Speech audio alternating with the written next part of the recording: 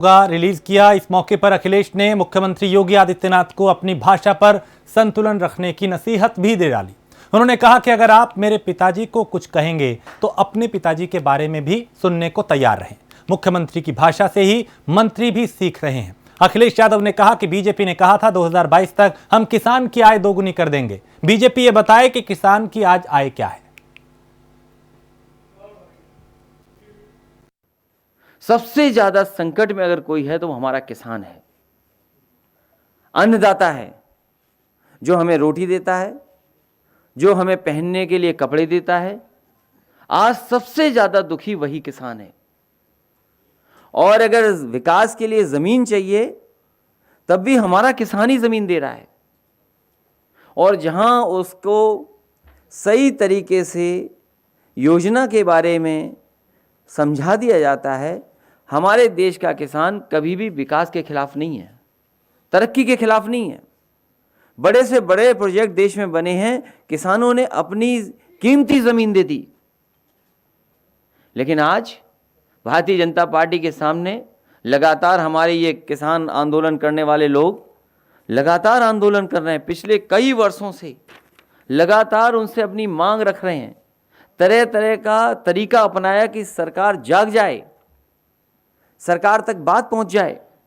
किसान कल्याण समिति बना करके लगातार संघर्ष छेड़ा।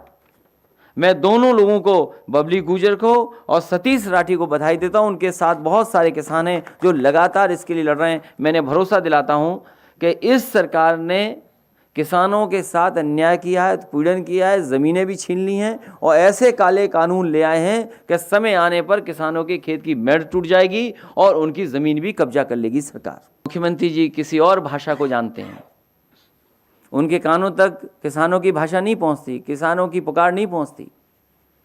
उन्हें तो चुनाव को दूसरी तरफ लेना आना है। मैं तो केवल एक ही कहूँगा बात, भारतीय जनता पार्टी के मुख्यमंत्री जी को अपनी भाषा पर संतुलन रखना चाहिए। कल मैंने इंटरव्यू सुना है, हमारा आपका मुद्दों पे झगड़ा हो सकता है, लेकिन अगर हमारे पिताजी के लिए कुछ कह रहे हो तो तैयार रहना, अपने आपके पिताजी के लिए भी मैं कुछ कह दूंगा। इसलिए मुख्यमंत्री जी अपनी भाषा का संतुलन रखें और जिनका आप स्वागत कर रहे हो उनको आपने लूटा है पूरा का पूरा लोकतंत्र। जिला पंचायत अध्यक्ष और ब्लॉक प्रमुखों का स्वागत कर रहे हैं आप, उन लोगों का स्वागत कर रहे हैं जहां पर अपमानित हुई थी बहनें हमारी, उनके कपड़े छीन लिए गए थे ब्लॉक प्रमुख बनने के लिए, जिला पंचायत अध्यक्ष बनने के लिए खुलेआम पैसा दिया गया, आप उनका स्वागत कर रहे हैं। इससे बड़ा पाप लोकतंत्र में कोई नहीं कर सकता। 2014-2017 का चुनाव सोशल मीडिया पे सबसे ज़्यादा अफवाह, सबसे ज़्यादा गुमराह, सबसे ज़्यादा फर्जी फेक वीडियोस, ऑडियोज़, फर्जी काम करने का काम भारतीय जनता पार्टी ने किया। आज जनता जब जागरूक हो गई है, जब इंटरनेट के पेनिट्रेशन गांव तक पहुंच गया है, 4G का अगर किसी ने नेटवर्क सबसे ज़्यादा उत्तर प्रदेश में बढ़ाया था तो समाजवादी सरकार ने बढ़ाया था, जिसकी वजह से गांव-गांव आज इंटरनेट पहुंच गया। तो आज जब हर आदमी सच बोल सकता है, आपका जवाब दे सकता है, तो सरकार घबरा रही है, डर रही है। चुनाव आने दीजिए, जो संख्या मैंने बताई है वही संख्या उत्तर प्रदेश में समाजवादी पार्टी और उसके सहयोगी दल जीत करके आएंगे।